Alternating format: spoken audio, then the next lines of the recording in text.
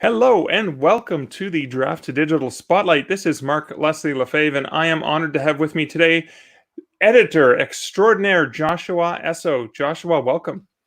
Thank you, Mark. Thanks for having me. So I know you have a really fascinating story that actually has a wonderful wraparound. Because you have a book coming out, which we're going to get to. Yeah. But I want to talk about what you've done in the last X amount of years as an editor, but what led you into this field to begin with. Okay, so that started back in 2008 when the market crashed. The real estate market went bananas and bottoms up. I was a real estate agent at the time. All of my main careers have been self-employment. So I restored books for 10 years. I did real estate for 10 years, and now I'm in my 11th year of editing. So in 2008, I was like, oh, wow, the market's really, really bad. I'm having to work twice as much for half the pay. Like, literally, that is not an exaggeration. That's exactly what it was. And I was like, I need to do something else, I think. What should I do? Oh, I know. I'll be a writer. I'll support us. I'll be a writer. And so I spent all of 2009. I wrote every single day and worked and worked and worked. And I found out about this seminar that was happening in early 2010 in Pasadena, Southern California, called Superstars. I think it was called the Superstars of Writing. Yeah, the Superstars of Writing back in 2010. Oh, that was an early name for Superstars Writing Seminar. Yeah. Oh, wow. Yeah. The Superstars of Writing. And, it was being taught by Kevin Anderson, David Farland, Eric Flint, Rebecca Mesta, and Brandon Sanderson. And I was like, oh my gosh, yeah, I got to go to this. So I did go. I ended up going, luckily, and I brought a story with me because I was really hoping, because at the time I was man crushing on Brandon Sanderson. Who isn't? Who wouldn't?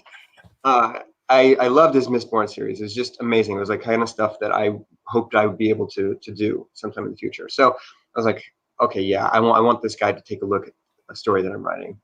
And it was one of the very first serious stories that I ever put together. We all do things when we're teenagers, right? And we write these books, these things that might become trunk novels at some point. But yeah, so this is my first actual real story. It was a zombie story. And I worked up the courage throughout the seminar to approach Brandon and say, hey, would you if you have time, would you want to read my maybe story a little bit? It'd be cool. So despite the awkwardness, I mean, he was around a ton of new writers in the seminar. He said yes. And so on the very last day of the seminar, he took my story into the back of the room while, more presentations are going on. And he was able to read the opening of it and mark it all up. So after the seminar had actually ended, he pulled me aside. Me and I guess one other guy had the temerity to ask him to read as well. So he sat down with the two of us and just went over our stories. The other guy had to take off because of travel plans, but then there was another guy who did some work for the seminar, but was mostly an attendee, a guy named Moses Sirigar. I was walking back and forth, watching me and Brandon talk, like, what are they doing? What are they doing? And finally, Brandon was like, hey, we're looking at Josh's story. Do you have anything? And Moses was like, yes, the Roadrunners out of there. Got his story. He had a hard copy, ran back, and then the three of us sat in a discussion for about, 45 minutes, an hour. And because of that, because of the things that Brandon was saying about my writing, and I guess, hopefully, by some of the things I was saying, Moses asked me about, a few weeks, a month later, in private conversation, he's like, I would really like it. I think that you'd do a good job if you could edit my epic fantasy. And at that point, I didn't want to be an editor. I didn't even think about being an editor, but I agreed because I remembered some of the things that were taught to us at Superstars is take advantage of opportunities that come up to you. Say yes to things. And so I did. I said yes. And I thought it would be a long, grueling process that I wouldn't enjoy very much, but would get something out of. But I ended up liking it. So that was my very first editing job. Moses was really happy with the work. And I went directly from that to going, I could be an editor, So instead of supporting us being a writer, I went to the much more secure freelance editing position. Yeah. So secure. So yeah. So where did it go from there? Because I mean, you've worked with some pretty big names, actually. And I actually have to pause for 1 second. I have to pause because the comment from Lexi says any crush on Brandon Sanderson is valid, of course. But I think this also goes to say, like, he's a huge name author, and yet you and I both know, having met him and hung out with him, is that he is a sweetheart of a guy. He is actually not intimidating at all. I mean, he's a busy guy. His schedule is crazy, but the fact that he actually takes the time to talk to people and help them out and help other writers. I've never seen him be anything but the absolute gentleman and such a generous guy as well. He doesn't make you feel less than, you know? He doesn't make you feel like, oh, you're just some new writer. That isn't worth my time. Yeah. So learned a lot from him in many, many ways. So, but then you got to work with other really big name authors as well. Yeah. So this is just the way that my thought process worked. I thought after Moses, I'd say, well, okay, so I'm going to be an editor. How do I get business as an editor? And I said, well, I have to have validation. Where do I get validation? Oh, I know. I'll just ask a New York Times bestseller if I can edit his book. So luckily I already knew David Farland, because of the seminar. And David is also a world-class writing instructor, and he holds workshops. And so I signed up for one of them. And my goal was to have David agree to let me edit one of his books. Okay. You know, no big deal. Some random new editor, of course, do a great job. So I made sure that at the beginning of the workshop, I set it up so that we had a meeting. He could talk with me, and I could sort of show him who I was and get our conversation moving. And I would have an interview, or not an interview, but actually it was an interview, but at the very end. So I was the first and the last person that he spoke with during the workshop. And my goal in between was to show him in critiquing the other writers' work, in reading my own work, that he would think that I had some skills, so that I could follow up at the end by saying, so now that you've seen all of my skills, you know, with the Z, how about you let me edit one of your books? And you know, it took the length of the conversation, but he agreed. And I'd say it was like maybe a month, 6 weeks later, he sent me what was the first, gosh, I don't know, 100 pages or so, 110 pages of Nightingale, which turned out to be an award-winning book in multiple ways. Right. And that's all he was going to do, just send me the first 110 pages, give me a shot, see how it looked. But after and the funny thing is, we talked about it over email, and he's like, yeah, okay, so here's the attachment, here's 110 pages. I'm like, okay, great. Well, when would you like this back by? I'm assuming that he's going to say next week, 10 days, whatever. And he's like, tomorrow would be great. Like, he's really testing you. Yeah, I was like, oh, no problem.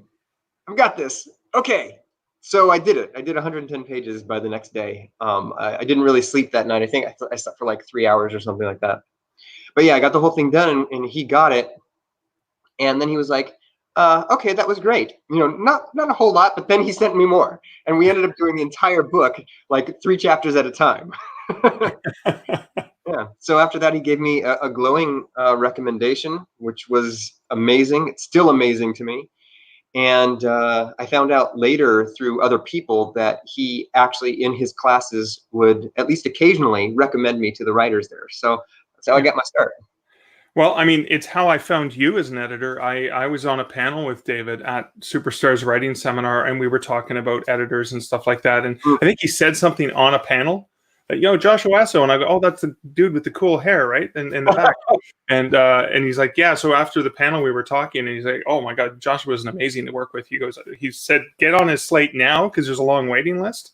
So I think I immediately took some money out of the bank so I could do a deposit, because I think you had a 6-month waiting list at that time. Yeah, at that time it was probably around 4 to 6 months usually. Yeah.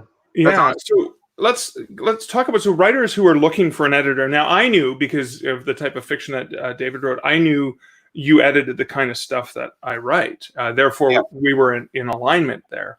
But why is that an important aspect when a writer's looking for an editor? That's a really good question.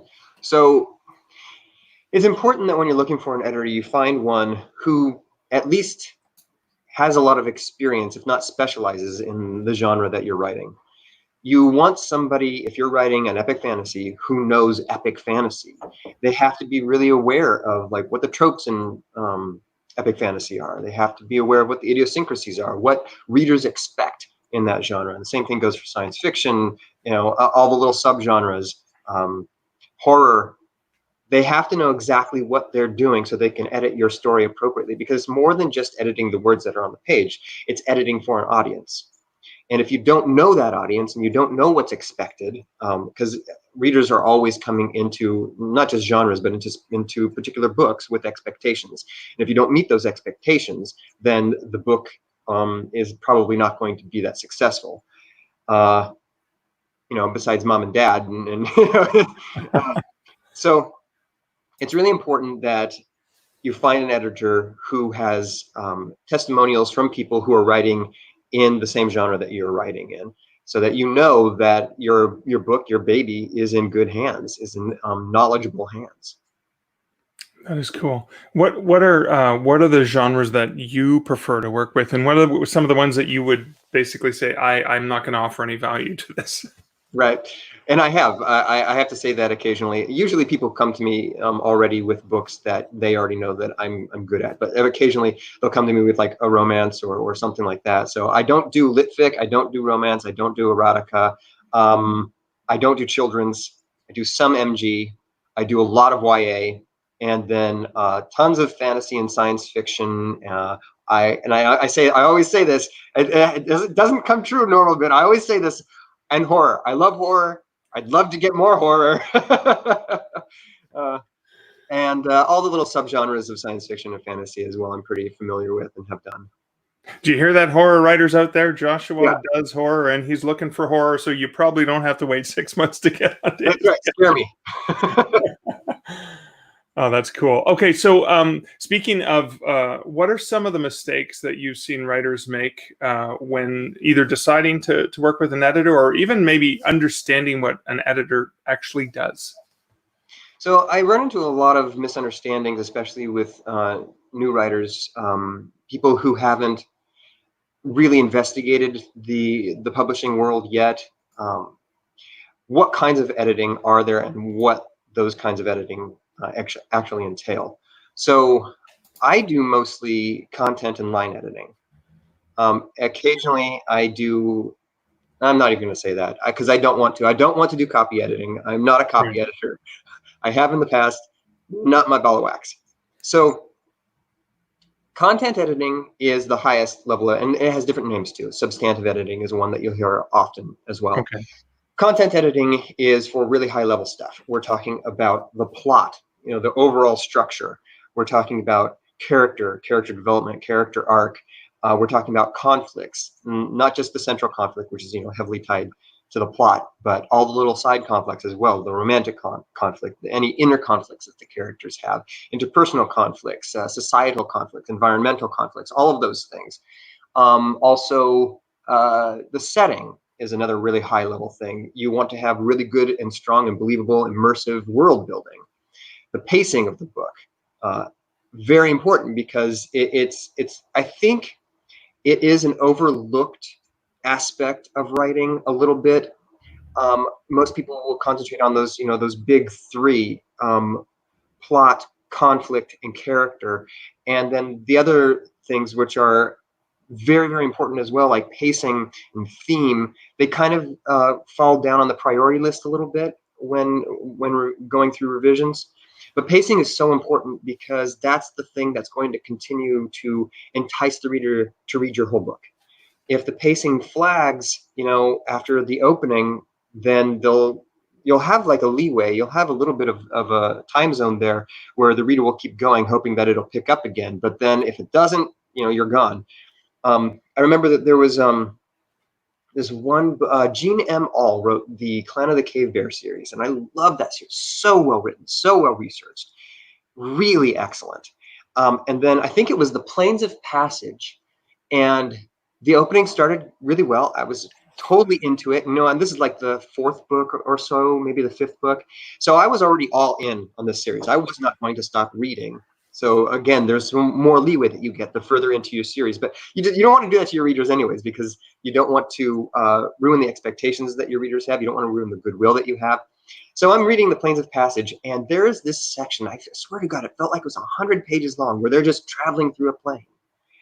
The high grasses are everywhere, and there are some mating lions and more grass. And it just went on and on.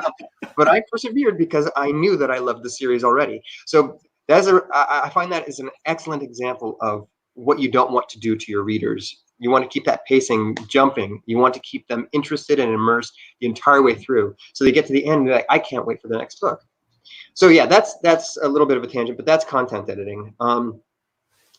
The line editing is a little bit different. I like to say that the content editing is for the storytelling, whereas the line editing is for the writing. So, and I mean by the actual words on the page and how they're put together, and how long the sentences are, and if they're grammatical, what word choice you're making. Those things are line editing. So the line editing will be when you get the manuscript back from me. Those are all the red marks that you have in the actual text. Like there should be a comma here, cross out this word, put in the sidebar. Maybe this word would work better, or maybe you mean this word. Or could cut this. Yeah, could cut this, precisely. You use that a lot in one of my manuscripts. I use that a lot. And for those that don't know, Could Cut This is the name of the private Facebook group that I have for my clients. Because everybody is very familiar with That's right. But yeah, so the line editing is more for like the sentence structure and the flow and the rhythm of the story, and make sure that all that's really tight and keeps readers enticed. Okay, cool. And so I want to go back to something you talked about earlier. You reached out to Brandon Sanderson. Seems like a nice guy. I'm going to see if he'll read my stuff. Right. You did that offer to David Farland, but you've also worked with another big name author, and I'm curious at how that happened. Oh, you must be talking about Piers. I'm talking about Piers Anthony. Yeah. So I was really lucky to work a little bit with Piers Anthony. Piers, when I was young, he was the author that made me want to be an author. Yeah. So I was working on a project with James Artemis Owen. It's an anthology called Magic Makers, and it's such a good project, and I hope that we get back to it. James ran into a number of different issues, mostly health related, and so had to put a lot of things on the back burner. So we didn't get to finish the project, but it did allow me to ask Piers. I found his email address, I think, through a couple of contacts with editors that I know at Tor, and I was able to contact him and say, hey, we're doing this anthology, and I would love to have you in it. And Piers was like, yeah, I'll do that. That sounds good. And so I found myself in this back and forth with Piers Anthony, my literary hero. I remember back when I was a teenager, I was reading his Apprentice Adept series and his Incarnations of Immortality series, and he had these long author's notes that he wrote at the end. The only author that I've really seen do it like that, and I loved those things. It gave me a sneak peek into like what the writer's life was like, what his thought process was while he was writing the book, what happened in his life while he was writing the book. And so I was just like, yeah, I want that. I want that life. So flash forward to a couple of years ago, and I'm talking with him. We're having a live back and forth about his work, and then he sends me a short story, and then I do like the unthinkable, and I reject the story. Yeah, like I was in disbelief that I was talking with him and working with him, that I had just had a story and I just edited it, and that I was then going back and saying, Piers, I don't think this story is going to work for me. I was like, oh God, what am I doing? Yeah, so we actually did 3 short stories that way, and the last one, the second one he wrote, and when we started talking about it, he pulled it. And then he wrote another one, and he sent that to me, and that was the one that we agreed to actually put into the anthology. Yeah. Well, it's kind of funny because I want to go back because Piers Anthony is also one of the ones he's one of the reasons why I put author notes in mostly my short story collections. That's awesome. I Rather didn't than, know that. yeah, inspired by him because I just loved reading that. And Yeah. Incarnations of Immortality, Yeah. On a Pale Horse was the first Piers Anthony novel I picked up and fell in love with his writing. But back in the day, he was a bit of an outcast because dude was writing 4 books a year and publishers couldn't keep up with him. Right. Oh. And this was decades before that became the thing that all the cool indie authors were doing. Right. Yeah. Or Kevin Anderson. Okay, well, Kevin Anderson was working with 4 or 5 different publishers at the time. Yeah. But I found that was kind of interesting that he was very prolific back in the day, and writing fantasy and science fiction and different things. But I think the reason I asked you about that is because you seem to put a lot of stock and value in sticking your neck out and taking risks. Yeah. That seems to have worked well for you. I mean, not calculated risks, not ridiculous ones, right? No, exactly. Yeah, you can't take ridiculous risks because that's ridiculous. But yeah, I think that especially if you're an entrepreneur, I think almost by definition, taking risks is a part of the game. If you want to be successful, you have to do that. My first job as a book and art restorer, that's a risk. There is and none of my jobs have had any fallback plan, any 401ks, any retirement benefits, and nothing like that. You have to make sure all of that is taken care of for yourself. So yeah, jumping in to a business that you have to promote, you have to find people who are interested in working with you, to clients, to find work. That's a risk. And especially if you don't have some sort of nest egg or at least catch fall for yourself to fall into if it fails. And that's when I was in restoration, I was mentored by my mother. My mom did the same thing. See, that's why I'm like the way I am, because my parents were both the same way. They both always went their own way. They always created their own work and their own positions. And then I learned that, and I went with it as well. So my mom mentored me, taught me how to restore. She taught herself how to do it. And then for a while there, she and I were the top restorators for comic books in the entire United States. It was a really cool time. I mean, we're talking a long time ago. Now we're talking. I was 18, and from there into real estate, you do have a broker, but it's up to you how much you work. There's no clock. The only reason that you have a broker is so that you have someone to hang your real estate license with. It's all self-motivation, and it's all like, how much do I want to work? How much do I want to market myself? How much do I want to go out there and pound the pavement? And then editing was the same way. Yeah. And writing life is the same way too. Writing life's the same way. All the writers who are hopefully listening right now, you guys are all risk takers. You guys are all putting your butts on the line, and I applaud that. Cool. Now, you're not only applauding it, but you got into this business to write, and then you ended up for 11 years still writing on the side, but spending most of your time helping other writers as an editor. But I was excited to learn that you have a book coming out to help writers. Let's talk about that. Yeah, it started as such a little teeny weeny project. I just with like notes that I was taking that stemmed from editing comments that I would make.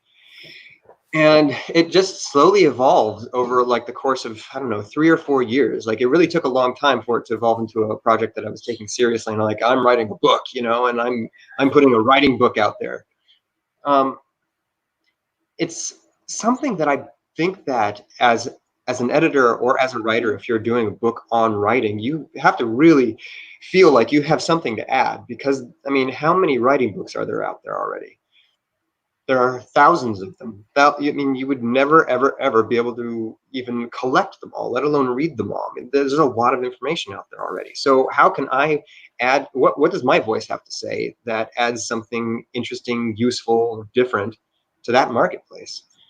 So it evolved over time and became from little notes, that I would make in manuscripts, things that I would notice that writers are having trouble with, into a project that I am going to make into a 5-book series. From my perspective as an everyday editor about the most difficult problem areas that I see writers having. So the very first book is called Action Sequences and Sex Scenes. I mean, those two things, man. That's what we go to movies for. That's why we pick up. Yeah. Well, not all books, but Right. Those, especially, I mean, a sex scene is arguably just another kind of action scene, but active romance. Active romance. The characters are actively romancing right now. So action sequences are the places in manuscripts where inevitably I will be spending the majority of my time. The most of my red markings and comments are going to be there. Like you'll have a manuscript where it's just like, you know, 1 or 2 with maybe 3 comments on a page, and he gets to an action scene that's just like comment. It fills it up so much so that you can't see them all. You have to expand them to read them, and that's fairly typical. So that was that I felt like that was the #1 thing that I had to talk about. And these books allow me to get to other writers that I wouldn't normally ever be exposed to, because I came to the conclusion, I came to the feeling about 5-6 years ago, after I really felt like I had secured myself as an editor. Like I felt like I was really on the path. I understood it on a fundamental level. I mean, don't get me wrong, as an editor, you are always learning, and you should always seek to be continuing to learn. But I came to the point where I wanted to not just work on my own career. I didn't want to just support myself. I really wanted to help writers that were coming to me and I was editing. I really wanted to help them on their career and their success. I wanted to help mentor writers. And now I've started this program and as part of my business, where it goes back to like old-timey type of editor-writer relationships, where we talk about the book as it's being developed. We have consultation calls and we develop the story together and make sure from a very early point that the whole thing is plotted, that it's structured, that the characters are fully fleshed, the world is immersive and believable, and we go from the very first step. And that's a really rewarding process. I love it. I would love to do more of it. So mentoring writers has been really important to me. And these books, I felt, allowed me to reach other writers that I wouldn't see at a con, or I wouldn't see at a seminar, or I wouldn't be teaching in any of the classes that I teach. So that's why it became really important to me. And that's why it developed into a much more serious project, where it was like actually having real covers with real art. And it was being printed by a professional printer and all of those things. Yeah. So the book is coming out in June, but it's not just available so people can buy it and benefit from it. Pardon me. They have opportunities to be part of making this book happen and also get access to you as an editor for a bargain, right? Yeah. Yeah, so I'm launching the book on Kickstarter. I decided that that would be a really good platform. I love Kickstarter. I wouldn't call myself a Kickstarter addict, though my wife might. But I have bought a good many books and board games on Kickstarter. Okay. And I felt like that was an excellent, like it's such a terrific launching pad. So on June 1st, I'm going to be launching the Kickstarter campaign for the book. It is already written. The covers are 90% done. James Artemis Owen is working on those covers for me. The design is, I'm blown away by how good the design is. It was, he kept me in the dark. James he didn't show it to you as he was working on it? No, he did not. He likes to be mysterious. Mm-hmm. So he kept me in the dark up until the point where the design was like completely finished. And then he's like, I have the design ready, you know, just nonchalantly. And I said, do you want to see it? I was like, yeah, I want to see it. So last week he sent me the designs, and they're exactly what I was hoping for. Like in my head, in my dreams of what the cover would look like, that's what I wanted. That is what I was going for. So he's just finishing up the illustrations that are going onto the covers, and then those will be done. So the beauty about the Kickstarter is that we're going into it with a product that's already finished. Right. As soon as the Kickstarter ends, it'll run the month of June. As soon as it ends, and Kickstarter sends me the funds, assuming that it funds successfully, then I am going to send the digital copy of the book out to everybody. Like they're going to get it immediately. And then it's just paying for the printer and getting the physical copies printed and then shipped to me and then signed up and done whatever, I need to do to the insides of the books, and then shipped out again. And then they'll have the hard copies as well. But yeah, you mentioned some of the reward levels. Yeah, that intrigued me. Yeah. So you can get the digital copy, you can get the digital and the physical copy, and then there's also reward levels that I will like edit your back cover copy for your book, or you'll have a 30-minute consultation call with me, or a 60-minute consultation call with me, or 3 hours of editing with me. They're included in the price.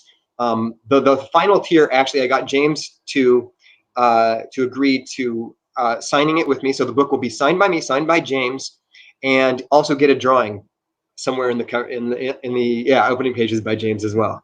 Whoa. So I'm really excited about that one. That's really cool.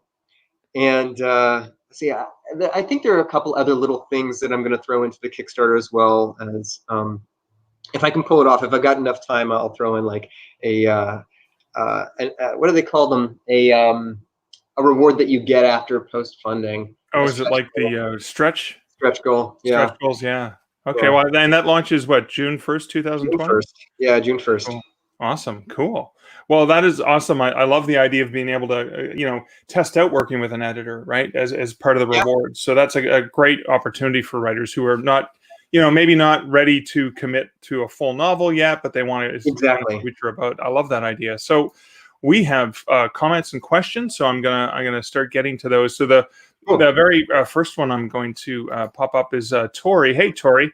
It says, not all editors are created equal. What might be some flags, I guess, for a writer that indicate who not to hire or to cut short? Yeah, no, that's a really good question. Finding an editor is a very personal process, and you're going to be entrusting your baby that you've committed who knows how many hours to. So yeah, finding the right editor is really important. So what you want to do is you want to talk to your writing community. You want to talk to other writers who have been edited and are happy with the edit that they got. So you want to get some recommendations from people that you know and you trust. And then you want to go on websites, find out who has endorsed the editors, who the editors have worked with. If it's some big name editor, like a previous like senior editor at Toro or something like that, who has gone freelance, then you're pretty secure in knowing that you're going to pay a lot and get a really good edit. So that kind of thing is always something to keep an eye out for. But you'll come across a lot of editors who are just starting out. And though I was once an editor who was just starting out, and I really would like people to give them some leeway, it is a little bit riskier to go with a brand new editor. The bonus, the plus side to that, is that they're going to be less expensive. They're going to be really affordable. So I mean, that's really great in a lot of writers' budgets and their pocketbooks, because we're artists, man. We're not rolling in dough. So yeah, get endorsements, get recommendations, do your due diligence and research who you're getting into. Check creditors and editors. That's a SFWA resource. Check Writer Beware. I think maybe that's the SFWA. Yeah, that is Victoria Strauss. Yeah. Yeah, Victoria Strauss. Check Writer Beware, then also check creditors and editors. So yeah, there's a lot of little things that you can do to make sure that you're protected and you're getting somebody good. Cool. Awesome. Thank you. Yeah. Okay. So Lexi asks, is there specific information or resources you want an author to give you when they come to you for editing? Awesome. Yeah, another good question. And yes, I do. Specific information. So I want to know who you are, what your writing experience is. That helps me to understand where we're coming from, what our viewpoint is. I want to know what your goal for the novel is. Are you trying to go traditional? Are you planning to self-publish?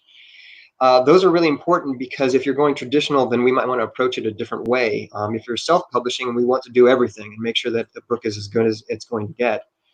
Other things I want to know the page count, but this is me personally. Okay, a lot of editors work with a package that they'll do a certain thing for a certain amount of money, or they'll work by word count. I don't do either of those. I work by page count formatted to standard manuscript format, SMF. All of the guidelines to that, there are several, are on my website. So that's all laid out for you to easily follow. Now, the reason that's important is because that allows me, I've trained myself to be able to estimate off of 5 pages what an entire manuscript will cost based on that formatting, because it involves, how much time per page am I spending, and then I can multiply that out and figure out like the additional cost of what the critique costs to write and all that kind of thing. So standard manuscript format is important, I think, for all writers to know, regardless of who you are, where you are in your career. It is just the standard of anywhere you want to submit. If you want to submit it to an editor at Tor.com, standard manuscript format. If you want to send it to an agent that you're hoping will represent you, standard manuscript format. Always go by their guidelines, of course. Their submission guidelines will tell you exactly what they want. If they don't have submission guidelines or they're very sparse, standard manuscript format. It's like it's a standard or something. It's like standard or something, yeah. I also would really like writers, before they send me a manuscript, to have gone through it a couple of times themselves, to do your own editing passes. Like, that's really important, and it's a tremendous learning experience going through your own writing like that. So do a couple passes yourself. Make sure that you're well educated about what kind of edit that you want. Know the differences between copy editing, line editing, content editing, so that when you talk to your editor, your potential editor, you are asking for the right thing. It's just a terrible thing when you get into a project and you both think that you're on the same page about what kind of edit that you're going to do, and it turns out the writer is thinking something different than the editor is thinking. Yeah, and that's just a learning experience. I have gone through that, and it sucks. When that has happened, I try to do as much as I can to make sure that the writer is going to suffer for that, and often I will just eat, the time that I've spent. If I'm, for example, if I'm doing a line and a content edit for somebody, and I feel like everything's all set, communication has been locked down, and this is what we're doing, and I finish the edit, send it back, and they go, oh, that's not what I wanted. I'm a little bit freaking out that you did all of this work. I only wanted a content edit, or I only wanted a line edit. And then if it's, have to go situation by situation, but I have been known to be like, okay, I'm really sorry that this miscommunication happened, and then eat the cost. And that goes back to the question that we just answered a little bit, like, signs to look out for. You want an editor who is looking out for your well-being and not just their own. That's really important. That's fantastic. Well, I mean, I was overwhelmed when I got your notes back. I wasn't expecting such an extensive 25 pages of notes that came back on. I mean, maybe it's because there was a lot of work that needed to be done, but I thought 25 pages is not bad. But just the line edits themselves were phenomenal, and the notes you made and the comments really helped refine things and bring out stuff of characters. And then I went, oh, there's more. And I was almost in tears. I was so pleased that I was like, oh my God, this was so worth it. So that was a good miscommunication, because I was like, oh, I got way more than I thought I was going to get out of this. I've since we worked together, I've made a lot more clear in the estimate language exactly what they get at the end. So very cool. Not surprised when I send them, not only their invoice and the manuscript with the notes and the comments, that they understand that they're getting two other documents. One document is the critique letter, and one document is a chapter overview, where I go chapter by chapter and talk about the main big things that occurred in that chapter. So if you're like, boy, I know this section between chapter 22 and chapter 26, there's a rough spot, then you can just flip through the overview, go to those chapters, and see what that rough spot was and what I recommend to do in order to smooth it out. Oh, loved it. Absolutely amazing. So, sort of a bit of a follow-up to something that you just said is, Charles asks, it says, a writer might be able to self-copy edit. There's some apps and software for that. Is there a way for a writer to do their own content editing, or some types of questions an author can ask themselves about their book? Maybe this is if they're thinking of doing it themselves, or prior to sending it to a publisher or to an editor. Yeah, and though I recommended that a writer go through their manuscript and edit it themselves a couple of times before going for a professional. It is also incredibly, incredibly difficult to do your own content editing. You're biased. You know what you're talking about. You could have written a scene where you understand implicitly where your characters are coming from. But if that has not been set up already in previous chapters, readers aren't going to have that same knowledge. And it's difficult as a writer to know where that line is. Have I already set this up correctly?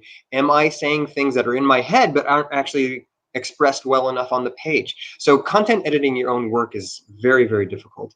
I never think that a writer should actually do the publishing of their book without going to a professional to take a look at it. I mean, at the very least, if they don't have the money for a professional to take a look at it, then have some really good, trustworthy beta readers who can go through and take a look and understand whether or not the structure is a little bit off, if you're missing points in the plot, if you don't have proper setup for character development, and all those things.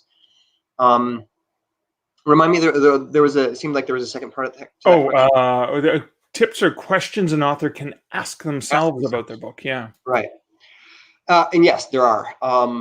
What you want to do is you want to find out, okay, here is a real basic thing. Is your character, your main character, your viewpoint character, relatable and likable? Will readers, I mean, there's always, the odd book that doesn't have any really likable characters, and it's really more about the story of them going through whatever they're going through. But generally speaking, you're going to want to have a character that really readers can relate to, that will like, they can immerse them into. Now, that does not mean that the character has to be a good guy. The character can absolutely be a bad guy, and I think I fully believe that antagonists are just as important as the viewpoint character, because if you don't have a strong and I would say relatable bad guy to be the foil to your good guy, then I mean, what are you telling? The story deflates. The story doesn't have as much strength or richness. And that bad guy doesn't even have to be a person. That bad guy could be the environment. The bad guy could be an animal. So I mean, there's a lot of ways they can go with your antagonists. So you ask yourself, does my character have a clear arc? Do I have a strong bad guy? Do I have a strong bad guy villain of the story? Like I said, it doesn't have to be a person. Do the conflicts that I have introduced, both the central conflict that the plot wraps around and the personal conflicts of the characters, do those have a strong beginning, middle, and end, as well as the plot? Do they have a satisfying conclusion? Am I paying off all the promises that I make at the beginning of the book at the end of the book, or at least by the end of the book? That's something that you have to really be careful with, because at the beginning of your book, you're going to be promising writers a number of things. You're going to be promising them what the story is about. You're going to be promising them what genre the story is about. You're going to be promising them, here's this conflict. This is the story that I'm going to tell you. I am going to resolve it in a way that satisfies you in some fashion. So those are examples of some questions that you can be asking yourself when you're doing some self-editing. Awesome. Amazing questions. You made me think of character, and I have to mention movies because not everyone's read all the same books, but movies are shorter to watch. I do the same thing. Yeah. Hans Gruber from Die Hard, right? Played by Alan Rickman, is the bad guy, and he's not a good guy. He's not a nice guy, but there's aspects to his character that are likable. So I think maybe that might be an example. Yeah, he's a really good example of a great bad guy. Absolutely. Yeah, cool.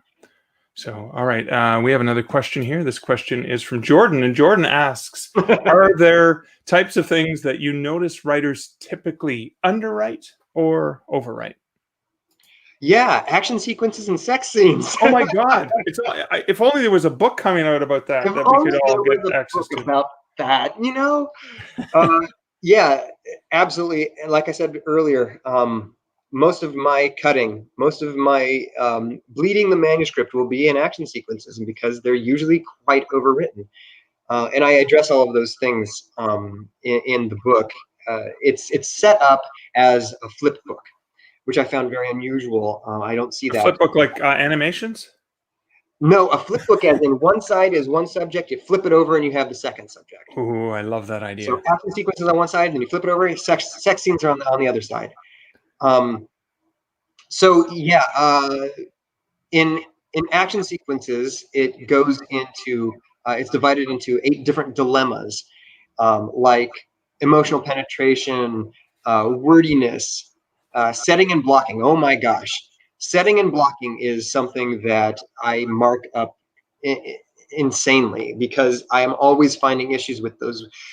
One time, a character will be right in the midst of getting in somebody's face, and they're going to throw a punch, and suddenly they're not standing there anymore. They're turned this way, and they're talking to a different character. Or there was a sword at their hip, right?